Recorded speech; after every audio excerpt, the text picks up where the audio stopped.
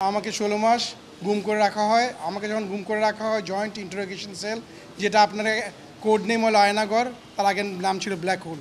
আমি আজমি হাসিন, কর্নেল হাসিন কাম, আমরা একসাথে একই সময় ছিলাম। ইকবাল সাহেব, আমরা এই চারজন একই পিরিয়ডে ছিলাম।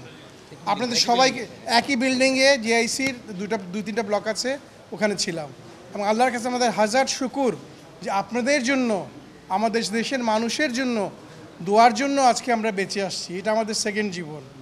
আমাদের উপর যে কি অন্যায় করা হয়েছে তা আমাদের মুখে কেউ বলতে পারবে না। একদিন যদি কেউ এখানে রাখা হয় তাহলে বুঝবেন যে তার কী অবস্থা হয়।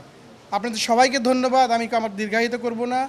এবং আজকে যে আমি এই দিনটা দেখতে পেরেছি আমরা, এটা আপনাদের জন্য এবং বাংলাদেশ জনগণের প্রেশারের জন্য, যে কিছু দুর্বৃত্ত অফিসার আর্মির, আমি কিন্তু সেনাবাহিনীর, উনিও সেনাবাহিনীর রিটায়ার্ড অফিসার। আর্মি এর জন্য দায়ী না। যে আর্মির বলে যে আর্মির খারাপ, এটা ভুল করছে।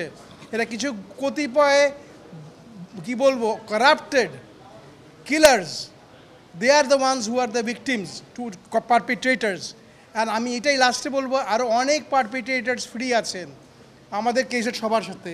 ওদেরকে যেন এনে একইভাবে এবং প্রিজন ভ্যানে এনে, এসি রুমে এনে, অফিসার্স মেসের খাওয়ায় না খাওয়ায় আমাদের যেভাবে রাখা হয়েছিল, ওদেরকে যেন ঠিক একইভাবে রাখা হয় বা তার চেয়েও কঠিনভাবে রাখা হয়। Because they have committed crimes against humanity, মানবতা বিরোধী অপরাধ। এইটা একটা UN grave crime against humanity একটা ক্লজই আছে।